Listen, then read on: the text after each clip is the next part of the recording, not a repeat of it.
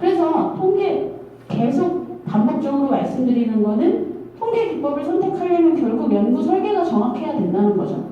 매칭이 되니까요. 그러면은 도대체 리서치 디자인이라는 건 뭔가? 근데 아까 이미 좀 힌트를 드렸죠. 피셔가 다 만들어 놨다. 연구 설계라는 건 정해져 있다. 그래서 여러분들이 연구 설계라는 말은 뭐 리서치 디자인이라든지 그 영어로는 여러 가지가 혼용되고 있는데 여러분 분야에서 쓰는 용어로 쓰시면 돼요. 리서치 디자인이라고도 하고 익스페리멘털 디자인이라고도 하고 본인의 분야에 따라서 생각을 하시면 되는 거고요. 그래서 보통 리서치 디자인은 크게 여러분도 아시다시피 질적 연구랑 양적 연구로 나뉘게 됩니다. 가장 크게 나눠보면요. 그래서 양적 연구라고 하면 양적인 거니까 여러분들이 수치화할 수 있는 어떤 것에 대한 연구를 하는 겁니다. 여러분들이 수치화를 하는 거죠. 근데 질적 연구라는 건 무엇이냐? 여러분들이 주관적으로 인터뷰를 한다든지 아니면은 그 소규모 그룹을 불러서 같이 회의를 한다든지 하면서 자기네들의 심정을 어떠한 경험이라든지 지식을 들어보시고 연구자가 주관적인 개념을 넣어서 논문을 쓰는 걸로 질적 연구라고 말을 합니다. 그래서 보통 이런 거는 어디에 쓰느냐 하면은 치매 노인을 케어하는 분들의 고충 이런 거를 볼 때 그 고충에 대해서 치매 노인분이 하루 5번 대변을 갔다. 5회. 치매 노인이 나를 하루 2번 구타했다. 2회. 이렇게 하는 건 양적 연구고요. 그분을 불러다 놓고 치매 노인이 나를 비인간적으로 대해서 내가 우울해지고 자기 비하에 빠지게 되었다. 이건 질적 연구라는 것이죠. 그래서 그런 질적 연구는 그러면 질적 연구는 너무 과학적이지 않은 것 같은데 근데 하지만 그 케이스를 상당 케이스를 다 모아서 그분들이 얘기하는 코드를 코딩하는 거죠. 우울감이란 단어 공통적으로 발생하는 그 단어를 코드화해가지고 결국에 논문으로 만드는 걸 우리가 질적 연구라고 기본적으로 얘기를 하게 됩니다. 그래서 여러분이 어떤 연구를 하실 건지에 따라서 가설을 구체적으로 해서 검증을 하실 거면은 양적 연구를 하시는 것이 좋고 전반적으로 어떠한 제도나 어떠한 문화에 대해서 여러분의 주관을 넣어서 피력하시고 싶으면 질적 연구를 하시는 것이 더 좋습니다. 그런데 오늘은 다 자연계 분들이기 때문에 제가 양적 연구를 포커스로 맞춰서 하도록 하겠습니다. 그래서 여러분들이 아시는 연구 디자인은 많은 것들이 있을 텐데 그것들을 이제 목적에 따라서 연구 설계를 하실 때 제일 먼저 고려하셔야 되는 게 목적이니까 목적에 따라서 좀 나눠보시면은 여러분들이 아시다시피 처음에 이제 기술적인 연구가 있죠. 그냥 어떠한 데이터, 빅 데이터를 가지고 이 사람들은 어떻고 저 사람들은 어떻다. 이 사람들의 특징은 어떻고 이 사람들은 어떻더라.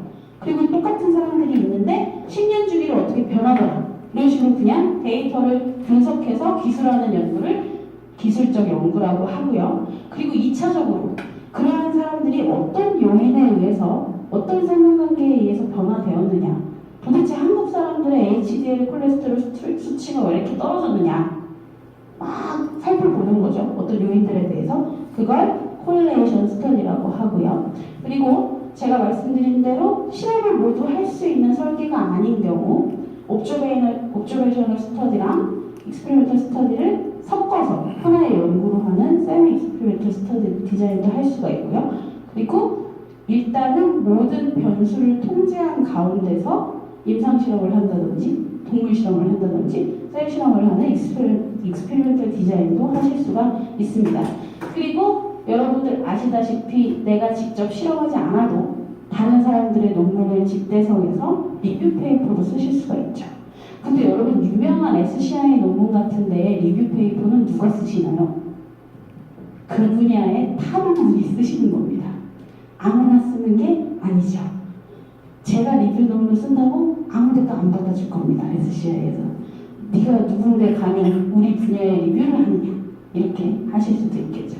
그래서 리뷰 페이퍼들도 있고 그리고 리뷰 페이퍼를 한 단계 넘어선 여러분들이 요새 그 많이 보이는 게 메타 어널리시스가 있죠. 메타 분석. 여러 가지 연구들에 특히 임상실험 같은 경우에는 돈이 많이 들어가기 때문에 계속 여러 가지 임상실험을 해보는 거는 전 세계적으로 불가능합니다. 그래서 이 사람의 연구와 이 사람의 연구와 비슷한 디자인을 가지고 있는 연구들을 통계적으로 멀치해가지고 합쳐가지고 전체적인 연수를 늘려서 파워를 보는 거를 메타 분석이라고 하고요. 그리고 큰 돈을 들여서 그런 큰 스케일의 연구를 하기 전에는 항상 파일럿 스터디라고 그래가지고 풀 스케일 스터디 전에 여러분들이 예비 실험을 조금 하실 수 있는 조그만 스케일의 연구들이 있지요. 그래서 그 중에서도 이런 목적을 가지고 연구를 한 것 중에서도 맨 처음에 말씀드렸듯이 크게 두 가지로 실제로 내가 어떤 대상을 컨트롤해서 하는 연구가 있고 그냥 지켜보는 옵저베이셔널 스터디가 있습니다. 그래서 실험 연구들은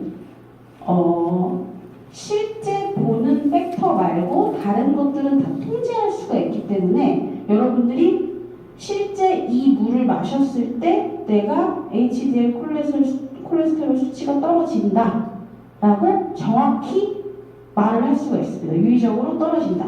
그런데 옵저베이셔널 스터디의 경우에는 변수가 너무 많죠. 이 사람이 다른 것, 뭐 체중도 다를 것이고 밥 먹는 스타일도 다를 것이고 자는 시간도 다를 것이고 모두 다를 것입니다. 그래서 옵저베이셔널 스터디의 경우에는 보통 OD 값을 쓰시오. OD 레이쇼라고 하죠. 그래서 추측을 한다는 거죠. 어떤 물을 먹는 것보다 다른 물을 먹는 것이 암에 걸릴 확률이 몇 퍼센트 더 높다. 이런 식으로 표현을 한다는 거죠. 직접적으로 표현하지는 못하고.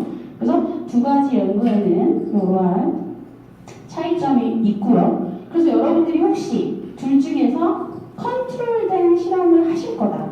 컨트롤된 실험 설계를 하실 거다 하면 고려하셔야 할 부분이 몇 가지가 있는데요. 저는 보통 컨트롤된 실험을 하는 사람이어서 요거에 대해서 좀 설명을 드리면요. 일단